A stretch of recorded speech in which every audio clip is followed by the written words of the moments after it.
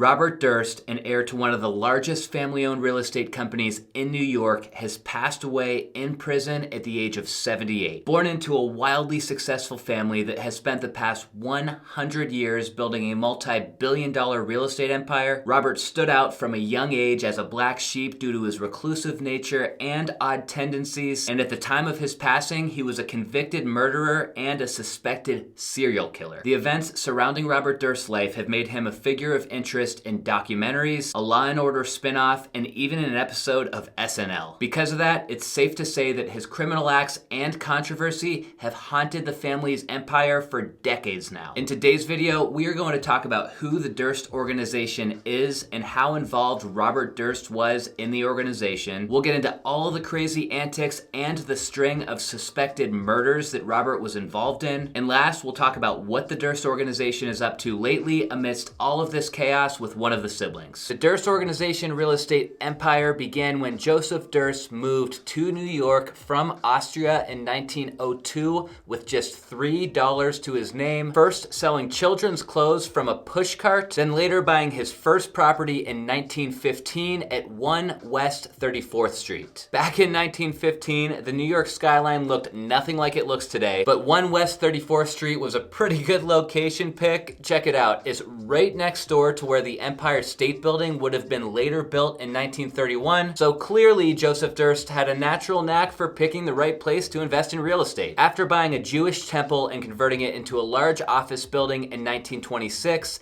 Joseph went on to found the Durst Organization in 1927. In 1928, Joseph bought his first residential property. That was a 15-story building at 5th Avenue and 85th Street. The Great Depression hit shortly after that, which obviously slowed him down a little bit, but by 1936, Joseph was on his commercial real estate buying spree again. I'm not going to get too into the weeds on Joseph's story and everything that he bought from this point forward, because let's just say that he basically went on to buy real estate almost every year until he ultimately passed away in 1974. The Durst family is known well all over New York, but some of their more prominent work are some offices that they built along 3rd Avenue and the major redevelopment that they did around Times Square in the 1990s, which was a welcome refresh because prior to that, Times Square was known to be a pretty rough part of town. It's not uncommon to have large family-owned real estate businesses like this in New York, and the Durst family actually still ranks as one of the largest to this day, landing just below the Tishman Speyer Properties team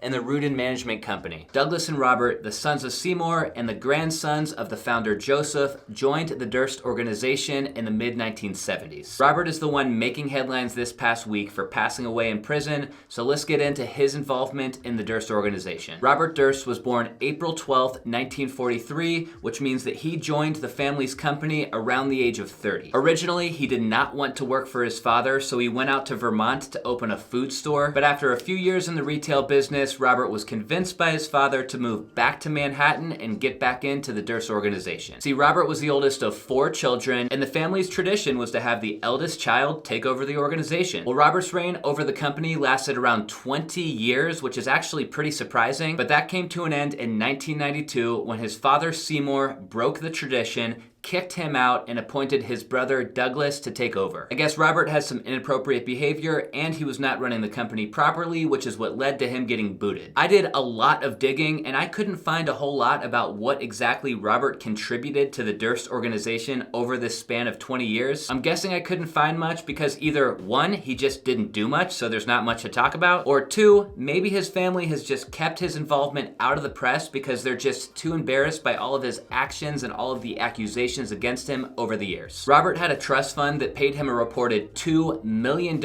per year over his lifetime, but by 2006, Robert walked away from the Durst Organization once and for all in exchange for a $65 million payout. It's honestly kind of sickening to get into the next segment of this episode, but it's part of the story, so this can't be left out. So Robert Durst was suspected in 3 separate murders over the course of 20 years, and he eventually became a fugitive before he was ultimately locked up in 2021. In 1982, Robert's first wife, Kathleen McCormick, mysteriously disappeared after a fight in their home. Robert was initially never charged in the case, even though basically everybody in her family was convinced that he did it. But after all of these years, he was actually finally formally charged with the murder of his first wife in October 2021. In the year 2000, Robert shot and killed one of his closest friends, Susan Berman, in her Beverly Hills home. And in 2001, he shot and killed a neighbor of his, Morris Black, after an argument. And then he proceeded to dismember the body and throw all of the parts in the bay. During this long window of time when Robert Durst was clearly acting crazy, becoming more distant, becoming dependent on drinking and drugs, and killing people, he managed to stay out of jail for almost all of it. By 2015, though, things changed when he was finally charged with the murder of Susan Berman, which was a huge relief for basically anybody connected to him. It took until September of 2021, though, when Robert was formally charged with first-degree murder of Susan Berman.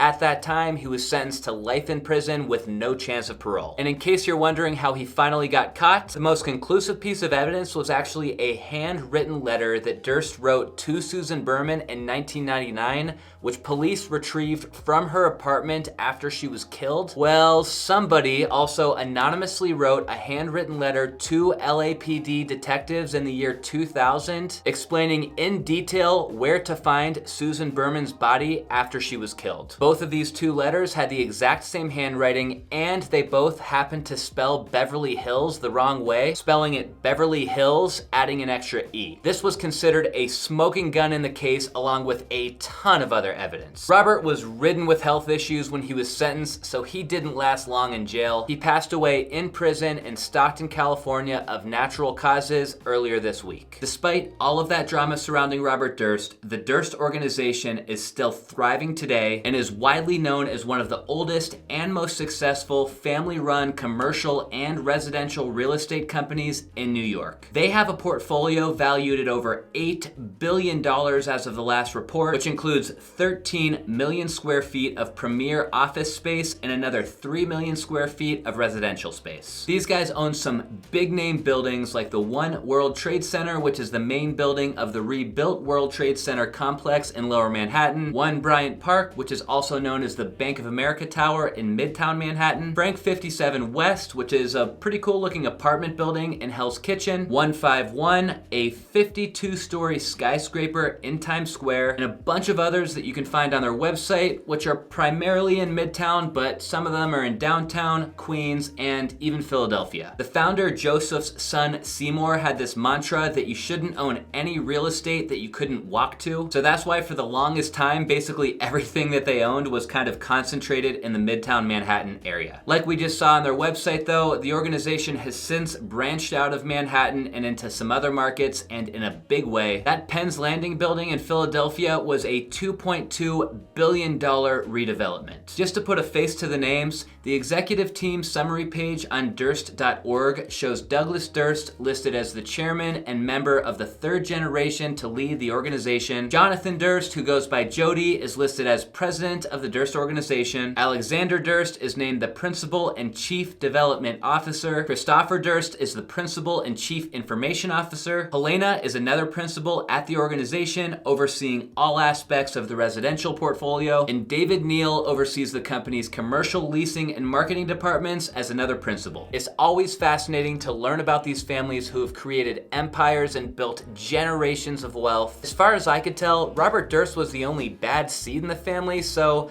I'd imagine that all of them are having a big sigh of relief in light of this news, because now they can go back to running the family enterprise business as usual with no distractions from Robert's horrific criminal past. My condolences go out to all of the families who lost loved ones at the hands of this animal Robert Durst. I cannot even begin to imagine that the pain that this has caused them over all of these years. What a crazy story. I don't know what else to say at this point other than just wow. That's all I've got for you guys this video. Thank you so much for watching. Until next time.